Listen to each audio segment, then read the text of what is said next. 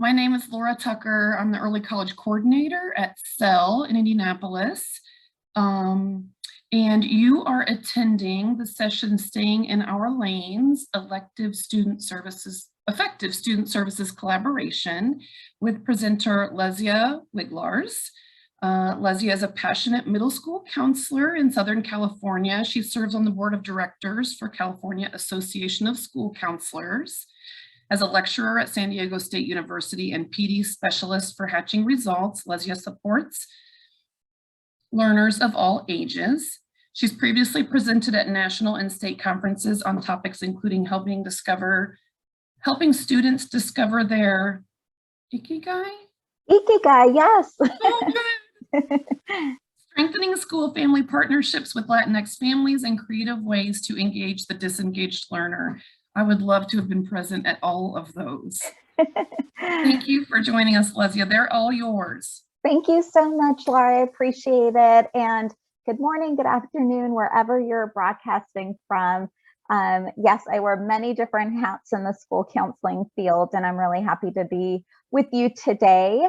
I'm super passionate about supporting school counselors of all ages and students as well. But a fun fact for you, yes, I'm definitely a California girl, but I'm currently broadcasting from Washington State. This is a picture of me hiking last week in North Cascades National Park. And it's my self-care to be out in nature and enjoying time with my family. It's been quite the year, hasn't it? So thank you so much for being here. I know it's probably the middle of your summer vacation, or even if you're watching this recording, I know that it's been a crazy, crazy year. So I really appreciate you being here today. So our session objectives for this presentation are that you walk away with some resources to improve the collaboration with other student service providers in your buildings, that you'll be able to describe the similarities and differences between the various roles of student service providers. And I have some resources for you to use with your teams to better effectively do that collaboration. You'll also have access to this presentation. I provided the bit.ly in the chat, and Laura, if you don't mind providing it again, if anyone happened to log in afterwards, that would be great. And throughout this presentation, whenever you see the blue link symbol, that means that we have a resource linked for you. So a lot of those blue links will be in the presentation for you. I'm definitely an informal presenter, so feel free to include any questions that come up, any wonderings in the chat, and Laura, don't hesitate to interrupt me if I'm not catching those. But whether you're a school counselor, school social worker, administrator, teacher, thank you for being here today. It's been quite the year, and I welcome you with open arms to learn a little bit to improve your practices for the 21-22 school year. I don't know about you, but this last year when I left my building, I felt like I was closing the door on 2 school years, the 1920 school year and the 2021 school year. I felt like those 2 school years kind of just melded together. It's been so crazy, right? Through the pandemic, what we've all had to do, how we've had to be creative in our work, how we've really struggled to support students and even just reach them through a lot of it. And even as some of our school sites started coming back, the different models, whether it was hybrid, whether our students were still virtual. So we've been through a lot, let alone all the racial tension and just the historic things going on in our world. It's been really crazy. And so I think that it's so important to acknowledge the reality of education during the pandemic and how it's really shifted our work. There's definitely been some good things that have come out of it, creative ways for us to engage with students. For me, the importance of collaboration with our families. And those are things that I'll definitely be bringing with me into the next school year. But I wanted to acknowledge, right, what a difficult year it's been. And I applaud you for starting to think about next year, because the issues that have come up during the pandemic will definitely stay with us. And this is why it's more important than ever to start focusing on how we can effectively collaborate with our other school site partners to support student needs. But there's really great things that are happening across the country in the school counseling field. There's an increased focus on legitimacy of us as a school counseling profession and how we support students across 3 different domains: the social emotional, the college career, and the academic domains. Because of the pandemic, there's been money that has been coming to support the student needs and how school counselors support students across the domains. There's definitely been improved ratios across the country, not just because of the pandemic, but just over the last few years. There's been an increase in ratios here. Indiana has shown a decrease in student to counselor ratios, which is great. We still have a lot of work to do, but we're definitely moving in the right direction. Like I said, with the pandemic, there has been some money that's been going to states to support students. So the ESSER, or Elementary and Secondary School an Emergency Relief Fund, has been given to each state to support students' learning loss, mental health needs, and definitely governors and the president and many other people are really speaking our language in terms of ratios and calling us out by name in terms of supporting student needs. These are all really great things. Even pre-pandemic, we were moving in the right direction, moving away from guidance into more school counseling. ASCA released another edition of the ASCA National Model, which is wonderful. There's been an increased focus on the importance of college and career readiness, not just at the high school level, but into middle school and elementary school. Definitely with the pandemic, the importance of social emotional learning for students. There's been data that's been more readily accessible for not only counselors to use, but teachers and families to access. And the popularity of this MTSS model, which we'll talk a little bit more about, and of course the money that comes with it. And so I like to say that we're at such a pivotal moment right now in school counseling and in the student support services providers, because all eyes are on us to see how we support students' holistic needs, not just their academics, but holistically how we support them. And that's why it's more important than ever that we need equitable, collaborative, evidence-based approaches to support all students during this time and beyond. So when it comes to multi-tier system of support models, different places use different language, and it all is under that same umbrella, right? To support the academic needs of students, some schools use the RTI, response to intervention model, to support the behavioral needs of students. Some schools use the PBIS model. That's all under the MTSS umbrella. But what's really important when we talk about school counseling specific is not only do we support students in the academic domain and in the emotional behavioral domain, but there's another domain that we support students in, and that's in that college and career readiness. And so when we're looking at the current existing MTSS models, there's a gap there when it comes to how counselors specifically support students in that domain. And so Trish Hatch created this framework that highlights those 3 domains that school counselors support students in: the college and career readiness, the social emotional, mental health, behavioral, and the academic across 3 domains. And so this is the MDSS model. I have a short 3.5-minute video here to show you that kind of explains this model for you. So hopefully this works just fine. Here we go.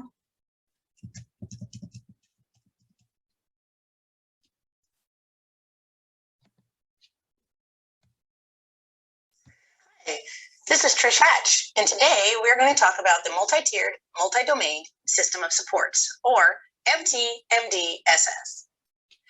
As educators, we're familiar with the multi-tiered system of support, or MTSS, which focuses on students' academic and behavioral needs.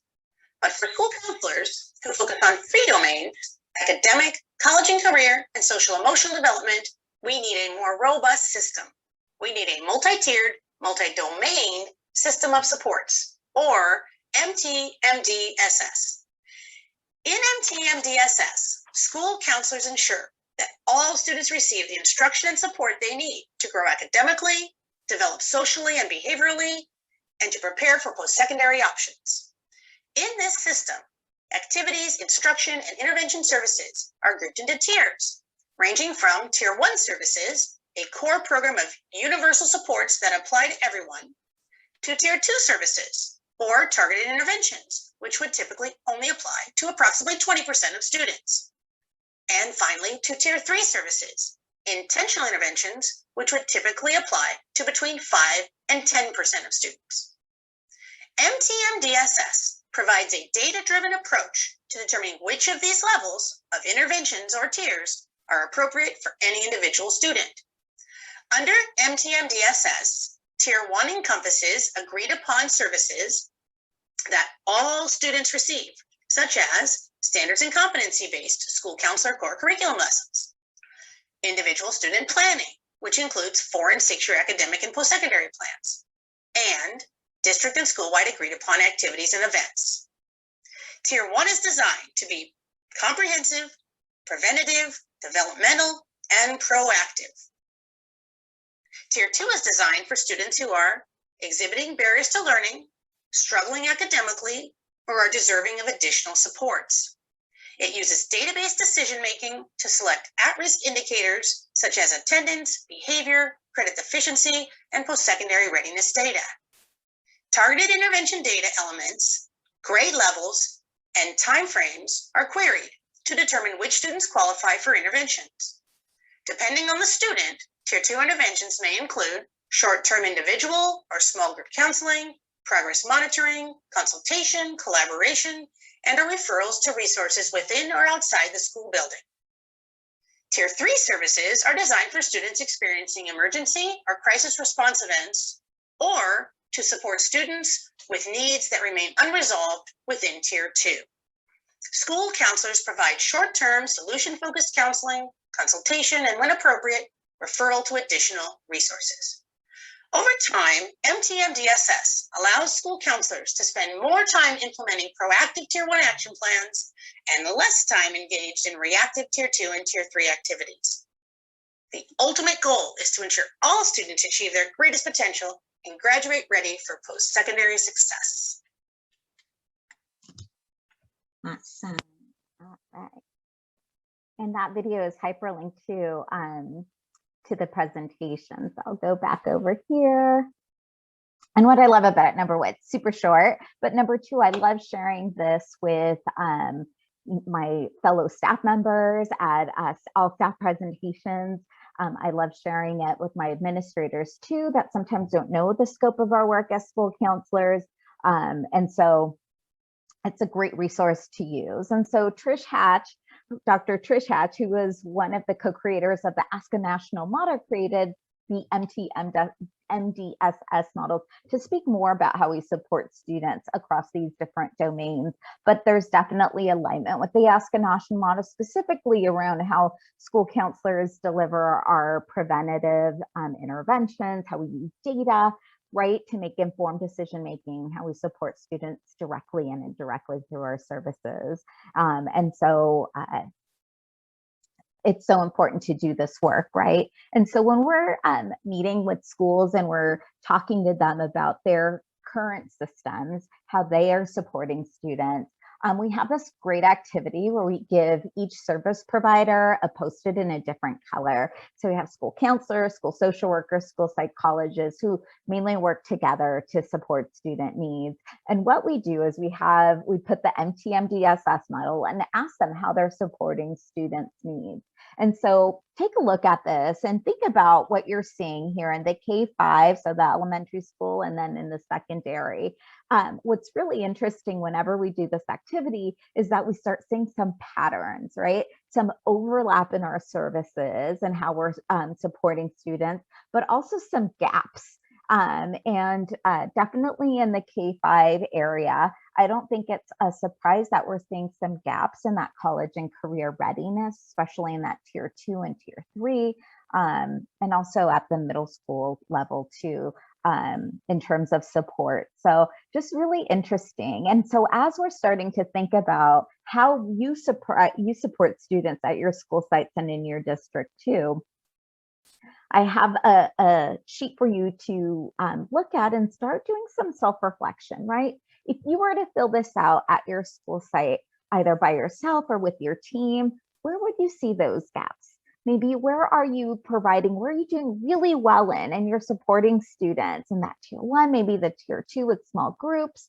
And where are those areas of opportunity and growth? And so this is just one resource for you to take back as you're starting to plan for the upcoming school year, to start thinking about how you are supporting students across these different domains. And we'll talk a little bit more about how we rope in our other service providers as well and better define our roles, because my hope is that school counselors begin to create systems that operate less like an emergency room, just waiting for the next crisis to happen. We want to be proactive and create a system that's sustainable and not just reactive. And so I want you to think about, if you'd like, feel free to put it in the chat. If not, just maybe think about, why is it important for us to have a clear understanding about each other's roles as we move forward in this work? So feel free to share your thoughts or just think about them. That's totally fine, about the importance of really defining our roles. And I have some great resources as we start embarking on these conversations as well.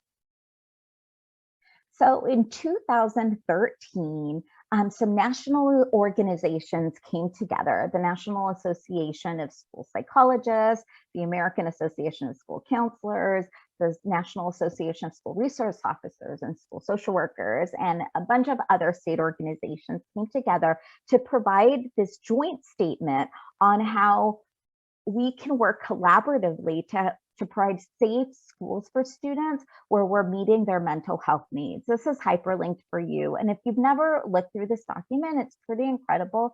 Even though 2013 seems a long time ago, it really isn't. And it really does provide a great framework for the importance of collaboration across disciplines. But some of the things that were highlighted in the document is that individually, we each provide similar services, such as counseling, such as social emotional instruction, and we consult with families across our disciplines. We all have our unique focus and specialization that, although they're different, they definitely are very similar, and there's some overlap there. And we all have our own specialized expertise in our different practices, but at the core of it, right, we're trying to provide support for students across different domains. So I just really love that document. And it really leads into the fact that we all have our own frameworks that we work in. So school counselors have the national model, the Ask a National Model framework that is here. Like I said, it was recently updated for the 4th edition, but at the heart of it is, right, we have a framework to work under to support students' needs. And there's that self-reflection piece, right, where we're looking at data to see if it's effective, and then we tailor our interventions and supports to meet the needs of our students. School social workers too have a framework, and these are all hyperlinked for you too. And what's really interesting when you start doing the work and you start sitting with your teams is to read through the frameworks of your colleagues that you might never have looked at. And what's really interesting too, I wish I could blow this up just a little bit more for you to see, but it's language that mirrors, that echoes the same language, for example, of school counselors. So there's progress monitoring, there's evaluation of effectiveness. This is all on the right-hand column, right? There's multi-tiered systems of supports too.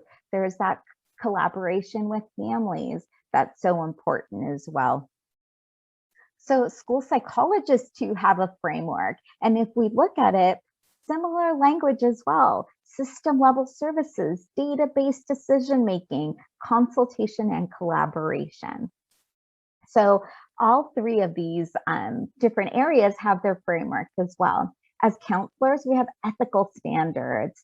that ASCA provides for us that we work under. School social workers too have ethical standards, and surprise, surprise, school psychologists have ethical standards. And so I think by providing these resources to you, it'll help you better define your roles, and others to be able to understand our roles, definitely. And these aren't long documents, but I think that it'll be a great place to jumpstart this work of defining our roles and how we support students in our buildings. And we'll talk about an activity. But before we move forward in terms of defining our roles specifically around school counselors, I think it's important to take a quick minute to look back, because our profession can sometimes be a little bit confused. For example, if I asked a school counselor or an administrator or a teacher across the country, so what do school counselors do at your school site, right? How many different answers would we get?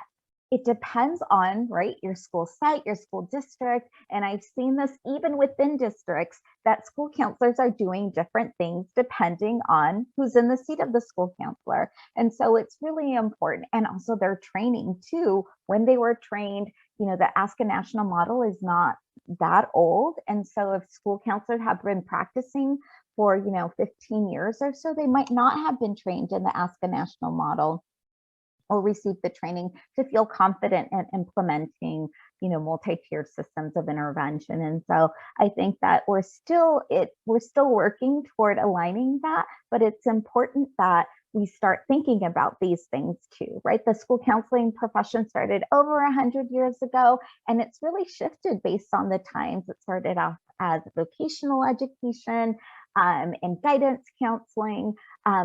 Previously, teachers, in order to be a school counselor, you had to be a teacher. I believe in some states that's still the case. In California, that's not the case.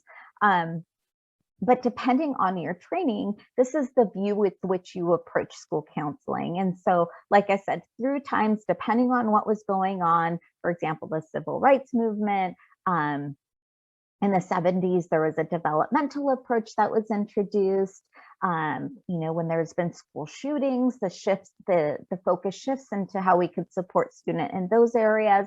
And so, and even now with the civil unrest that's been going on, our profession is constantly shifting. The positive of that, right, is that we're adaptable and we're willing to support students across the domains and in various creative ways, now the pandemic. But it's important too that we start defining our roles a little bit better, because when there is confusion, then there's a lack of common understanding of what we do as a profession. And so our stakeholders really don't know. And like I shared, that there's different sometimes roles within our district of what we're doing, and there's an inconsistent public image of what we do. People just don't understand. And when people don't understand, they kind of fill in the gaps where they think that we're doing, and we might not be doing that, right? And there's definitely different legislation and licensing requirements across different states.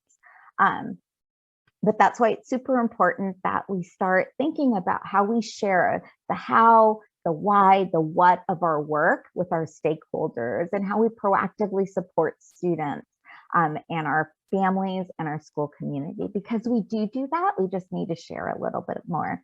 So I thought that was a good way to start thinking about, you know, your own role and how we support students as well. So now I want you to start thinking about who the student service providers are in your building, or in your school site, or in your district, right? Is it just school social workers, school psychologists? Maybe there's some mental health clinicians, some community partners. Maybe you have some college access partners too. So think about who it is in your building and who you collaborate with to support student needs.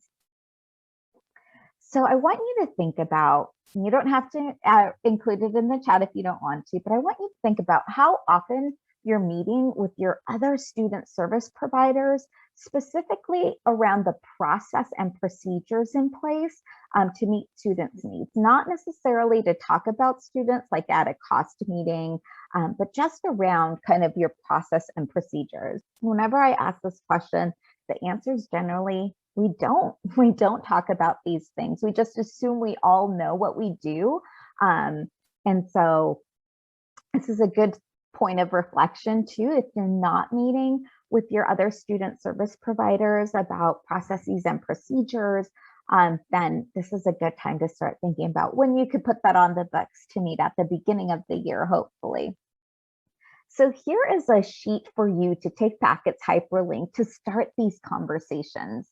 At the top where it says student service provider and role, you'll see school counselor, school social worker, school psychologist. There will be a hyperlink to the standards that we showed earlier, that I showed earlier, for everyone to take a look at their other and the frameworks of the other student service providers. So what I'd like you to do is the first step when you're starting to think about how you can effectively collaborate is to kind of go through these different student service things that we do, that we provide, services that we provide, excuse me, and start, number one, complete it individually, like yourself if you're the only school counselor, or maybe with your co-school counselors, or if you're a social worker or a school psychologist, definitely either do it by yourself or do it with your like team, and go through it and see, like, who does this? Do I do this? Do my partners do this? And go through it together. And then the next step in that is come together as a team with your fellow school psychologists, school social workers, or mental health partners, and discuss, like, do you agree? Like, did you all check the same boxes based on your professional standards and your ethical standards? Where are those agreements? And where are those gaps or maybe disagreements, and not discuss those things?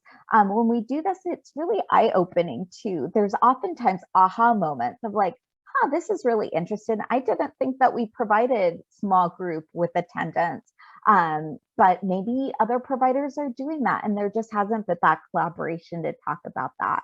So here's an example of what a team did, and some of the notes that they were taking along the way, like, oh, we need to talk a little bit more about that, right? Oh, we're totally all set with this. And you can see that they did it not only within one grade level, but as a district, they did it together. So there's a high school, the middle school, and elementary school. So there's very creative ways to adapt this work. Maybe you're meeting as a district team and you want to align your services across the district. If your district is there, then definitely invite those conversations as well. So just another idea of how to do this work and start thinking critically about how the services that you provide, but like how you're all providing them, and if there's overlap too. And as you're doing this work, right, some key discussion things that service providers can ask themselves is, am I staying in my lane? And is the service that I'm providing align with my own ethical standards and professional standards? Or am I veering into someone's lane? Do I have road rage? Like, hey, no, this is my domain. This is what I do, right? Are we falling asleep at the wheel and missing different ways? Are we all following the same directions and the same directions? Do we all know what those road signs mean together?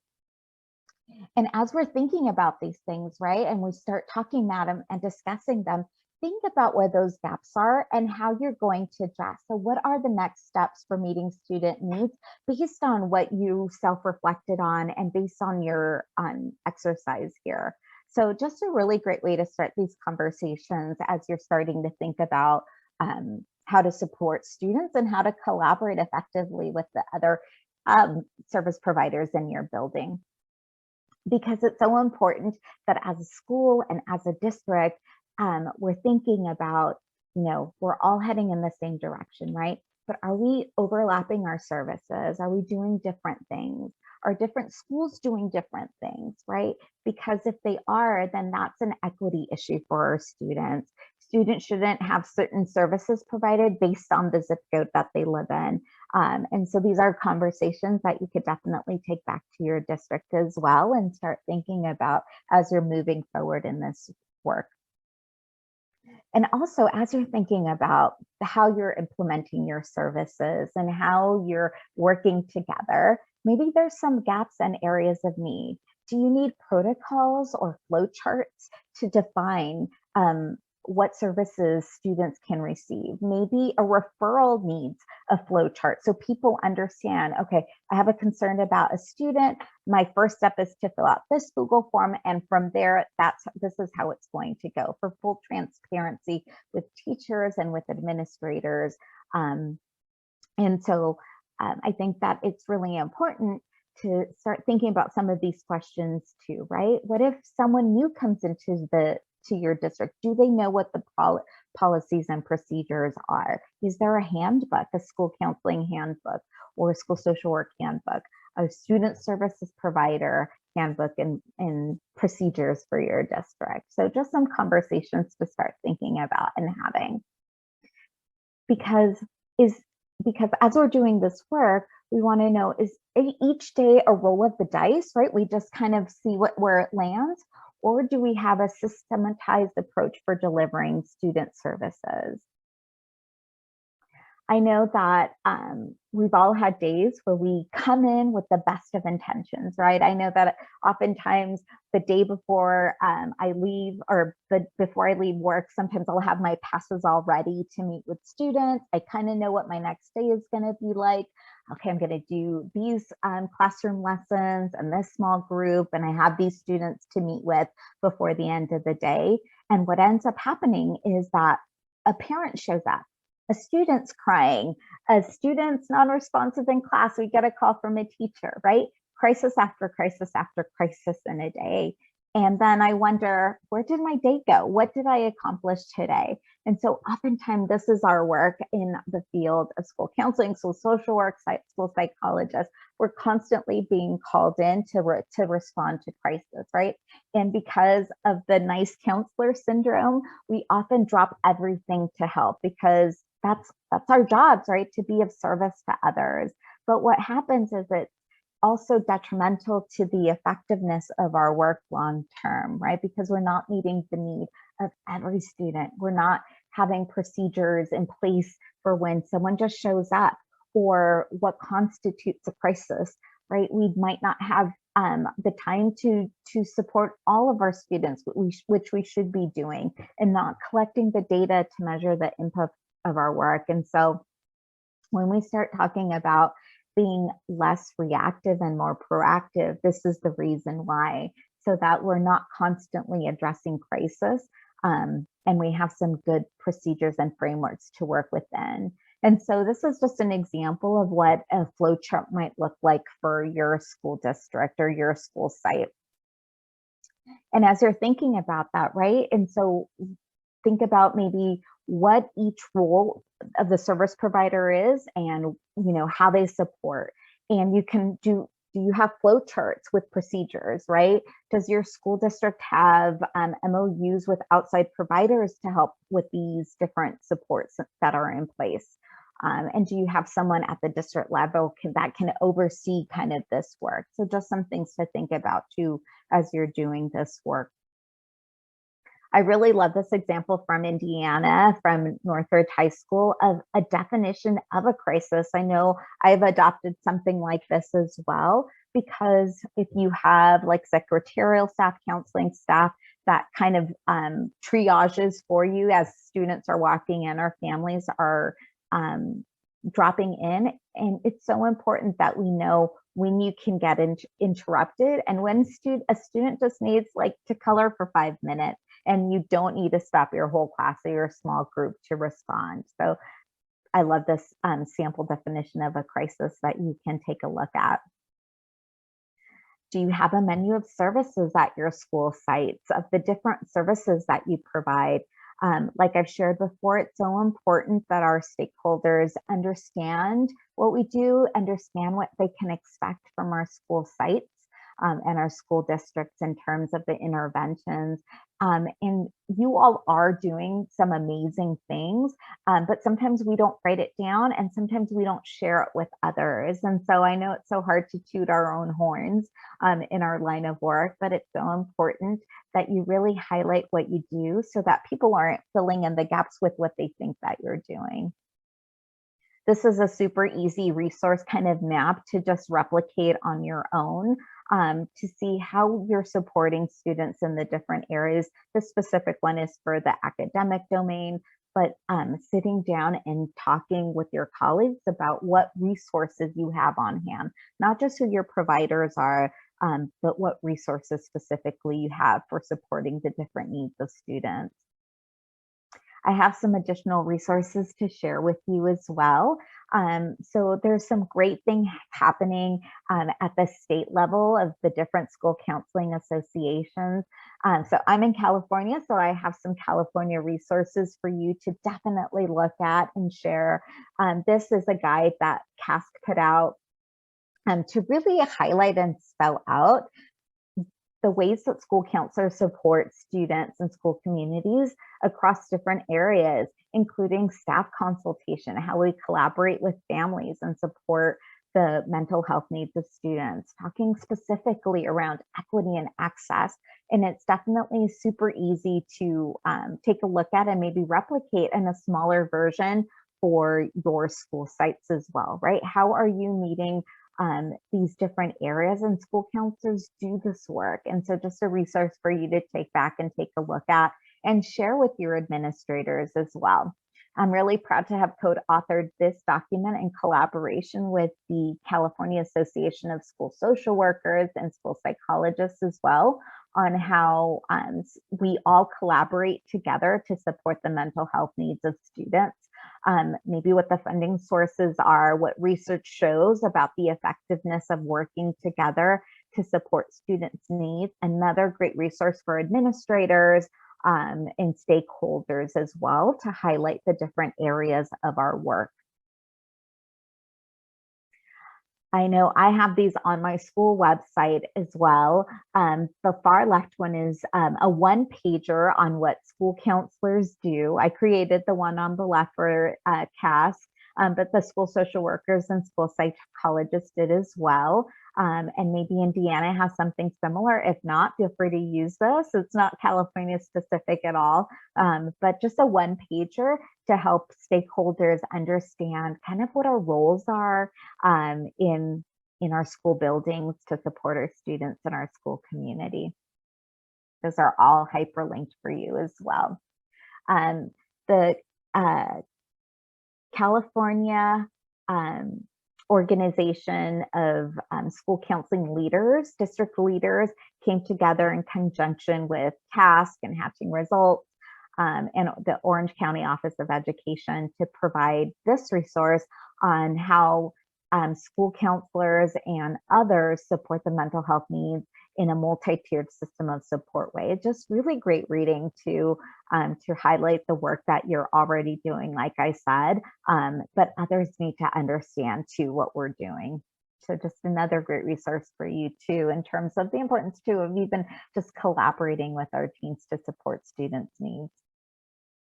Here's another plethora of resources all for you. I wanted to highlight two on this. So ASCA had put together in collaboration with NAST, the reentry considerations or school reentry considerations. I know that a lot of schools have kind of re-entered already with the hybrid model, but I think it's important. I know I shared that with my administrators and it really spoke to them. And I think it's important, even though we're starting a new school year and people want to think that we've put the other one behind us, that really we've had students out of our buildings for a year and a half now. So even though some of our students came back to our buildings, even part-time, there's many that have not, maybe stayed virtual this whole last year.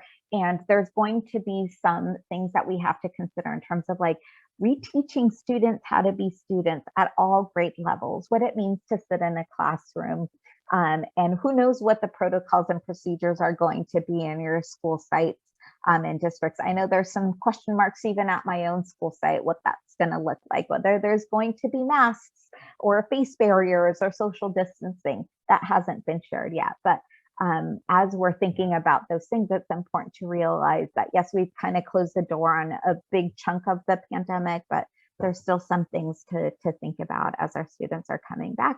And the bottom right, so the COVID-19 website, that was a collaborative effort to put this website out. If you haven't checked it out, please do so. There's ready to use resources, presentations.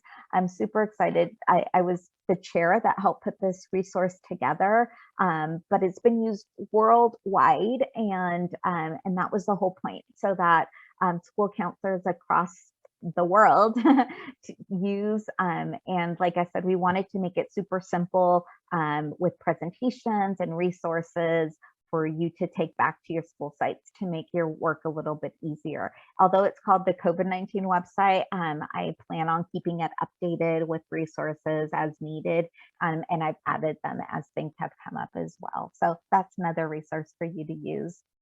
I wanted to kind of close off with some recommendations from superintendents that we've talked to across the country on ways that student support service providers can work to support students. So first and foremost, be a child advocate first and a professional advocate second. I talk often about being an advocate for the school counseling profession, but first and foremost, our work is to advocate for student needs. And also just focusing on the student needs, right? Use district strategic goals as your lighthouse to align your school counseling programs with the vision of your district. I think that's super important. Align your outcomes to state standards and outcomes. Also think about how MTSS and PBIS work within your school district, and school-wide supports is important. And communicate often, conference together, collaborate together, build relationships, and definitely celebrate those successes that you know you're already having. So here are some resources from Hatching Results books. And as you're thinking about maybe using data, there's a new data edition book that's coming out. Just a great resources on how to use data within the school counseling profession and other tiered support to provide support for your tiered interventions as well at the different levels. And I just wanted to say thank you so much again for being here. Here is my email if you have any questions for me, any comments, and some other resources as well. It's been a pleasure sharing a little bit about how we can effectively collaborate with each other, and I am definitely open for any questions that you may have. Thank you so much. Do any of the participants on now have any questions? You're welcome to unmute, or I've got the chat up if you prefer chatting. You have a few minutes until we have to log off.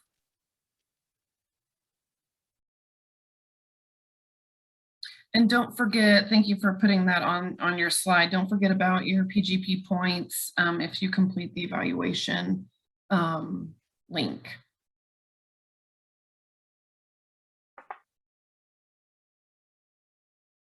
Okay. Doesn't look like there's anything pressing right now.